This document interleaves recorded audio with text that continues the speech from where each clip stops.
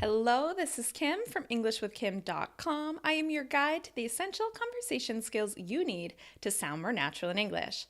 Today, I'm going to share a tip with you that's going to be so deceptively simple that you're probably going to find it a little frustrating or annoying.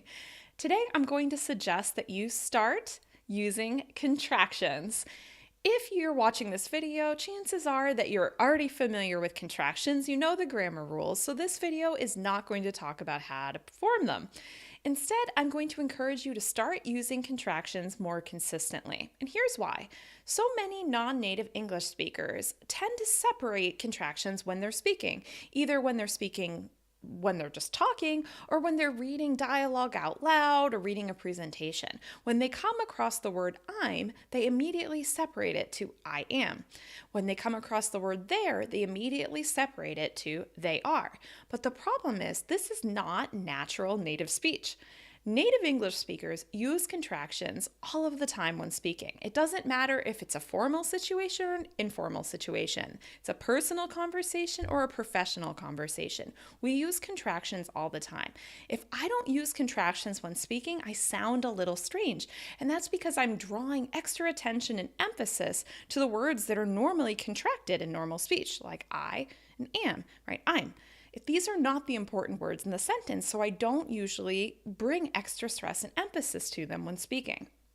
So, the good news is that using contractions is not lazy speech. It's actually expected in normal and everyday conversation. So you don't have to worry about sounding casual or informal or lazy when speaking English with contractions. You're actually going to sound more natural, more relaxed, and more personable. So that's a good thing.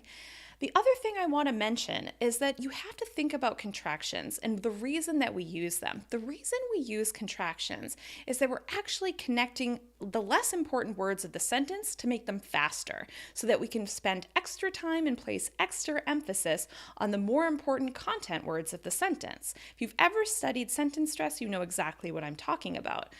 Affirmative contractions are not usually stressed in a sentence because these are not the important words, right? When you say, I've finished my homework, right? Finished is the more important content word in that sentence. But if you're going to say something unexpected, like using the negative contraction, I haven't finished my homework, that's when you're going to stress. You're going to stress that negative contraction because that's not what I'm expecting to hear.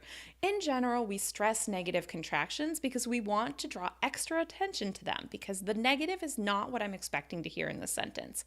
So you don't stress affirmative contractions, but you do stress negative contractions almost all of the time. You'll probably hear a couple situations where that's not true, but don't worry about that. Stress your negative contractions, don't stress your affirmative contractions. That will help you sound more natural in English because you're going to start using them, you're going to stress your important words in the sentence, and you're not going to draw extra attention to these words that aren't really that important. So I hope that helps you understand why it's so important to use contractions more confidently, more comfortably, and more consistently when speaking English.